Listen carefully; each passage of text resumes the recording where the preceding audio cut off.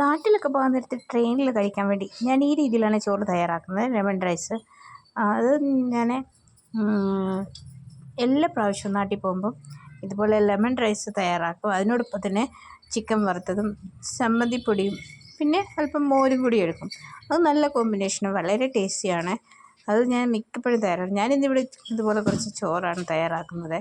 അതിനെ വെള്ളം അടുപ്പിൽ വെച്ചു. പിന്നെ നമ്മുടെ ബിരിയാണി അരി ബസ്മതി റൈസ് അത് ഇതുപോലെ ഒന്ന് വേവിച്ചെടുക്കുന്നുണ്ട്. ഇത് ഞാൻ പറ്റിച്ചല്ല എടുക്കുന്നത്, ഊറ്റിയെടുക്കുകയാണ് ചെയ്യുന്നത്. അതിന് ഞാൻ അടുപ്പിൽ വെള്ളം തിളച്ചിലോട്ട് കഴുകിയിട്ട് കൊടുത്തു. ഇനി വാർത്തെടുക്കണം അത് വേകുമ്പോൾ.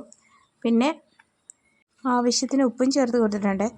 ഇത് പിന്നെ ഒരു 85% മാത്രമേ ഇത് ഞാൻ വേവിക്കത്തുള്ളൂ. അത് വെന്ത് കഴിഞ്ഞൊന്ന് വാർത്ത് വെച്ചിട്ടുണ്ട്. പിന്നെ ഇനി നമുക്ക് ചോറ് തയ്യാറാക്കണം. അതിനായി ഞാൻ അല്പം എണ്ണ ഉരുളിയിലേക്ക് ഒഴിച്ചു കൊടുത്തു.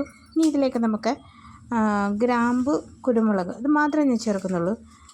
പിന്നെ അതൊന്ന് മൂത്ത് വരുമ്പം അതിലേക്ക് അല്പം മഞ്ഞൾ പൊടി ചേർത്ത് ചോറിന് ആവശ്യത്തിനനുസരിച്ച് മഞ്ഞൾ പൊടി ചേർത്ത് കൊടുക്കണം. ഇതുകൂടി ചേർത്ത് ഇതൊന്ന് ഇളക്കിയതിന് ശേഷം തീ ഓഫ് ചെയ്യുക. തീ ഓഫ് ചെയ്തതിന് ശേഷമാണ് ഞാൻ നാരങ്ങാനീര് ചേർത്ത് കൊടുക്കുന്നത്. ഞങ്ങൾക്ക് ഇവിടുന്ന് ഒരു 2-3 ദിവസം എടുക്കും. കാരണം ഞങ്ങൾ രാത്രിയിൽ ഇവിടുന്ന് 12 മണിക്ക് കയറിയാലോ പിന്നെ നമുക്ക് 3-ാമത്തെ ദിവസമാണ് കേരളത്തിലെത്തുന്നത്. അന്നേരം ഞങ്ങൾക്ക് എത്ര പേരുണ്ടോ അത്രയും പേരുടെ അനുസരിച്ച് ചോറെടുക്കണം. അതുകൊണ്ട് ഞങ്ങൾ ഇതുപോലെ തന്നെ ചോറ് തയ്യാറാക്കിയാണ് എടുക്കുന്നത്. അത് ഒട്ടും കേടാവത്തില്ല, അതുപോലെ തന്നെ ഫ്രഷായിട്ട് തന്നെ ഇരിക്കും. ഈ ഒരു രീതിയിൽ ഞാൻ എല്ലാ പ്രാവശ്യം പോകുമ്പോഴും ഇങ്ങനെ തന്നെയാണ് തയ്യാറാക്കിക്കൊണ്ട് പോകുന്നത്. നാരങ്ങാനീര് ഞാൻ ചേർത്ത് കൊടുത്തു. ഇവിടുത്തെ നാരങ്ങ എന്നൊക്കെ പറയുമ്പം തീരെ ചെറിയ നാരങ്ങ, 3-4 നാരങ്ങയൊക്കെ എടുത്തതിന് ശേഷമാണ് കുറച്ച് നീരെങ്കിലും കിട്ടുന്നത്.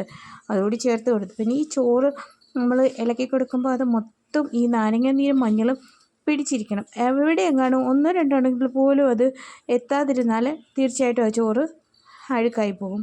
അങ്ങനെയാണ് എല്ലാ പ്രാവശ്യവും ഞാൻ നാട്ടിൽ പോകുമ്പം ഇങ്ങനെ തന്നെയാണ് ഞാൻ ചോറ് തയ്യാറാക്കിക്കൊണ്ട് പോകുന്നത്.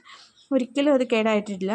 പിന്നെ അതിൻ്റെ കോമ്പിനേഷൻ ഞാൻ അത് മാത്രമേ ചെയ്യാറുള്ളൂ. ചിക്കൻ ഫ്രൈയും പിന്നെ ചമ്മന്തിപ്പൊടി, മോരും, ഇത്രയും മാത്രം മതി. 3 ദിവസം നമുക്ക് സൂപ്പറായിട്ട് കഴിക്കാൻ പറ്റും. 3 അല്ല 2 ദിവസം കഴിച്ചാൽ മതി. ഒരു ദിവസം കഴിച്ചിട്ടാണ് കയറുന്നത്, പിന്നെ 2 ദിവസമേ ഉള്ളൂ.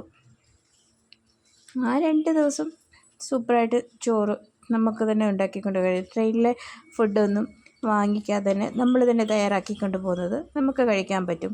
നിങ്ങളിതുപോലൊക്കെ തയ്യാറാക്കി കഴിച്ചിട്ടുണ്ടോ? എങ്ങും പോകുന്നില്ലെങ്കിൽ പോലും ഇങ്ങനെയൊക്കെ ചോറൊന്ന് തയ്യാറാക്കി കഴിച്ച് വെക്കുക. നല്ല ടേസ്റ്റാണ്. ലെമൺ റൈസ് നാരങ്ങയൊക്കെ ചേർത്ത് നല്ല സൂപ്പറായിട്ട് കഴിക്കാൻ പറ്റും. പിന്നെ തൈര് ചേർക്കുന്നവരുണ്ട്. ഇതാണ് എനിക്കിഷ്ടം. അപ്പം ഇതുപോലെ അടുത്ത വീഡിയോയിൽ കാണാം നമുക്ക്.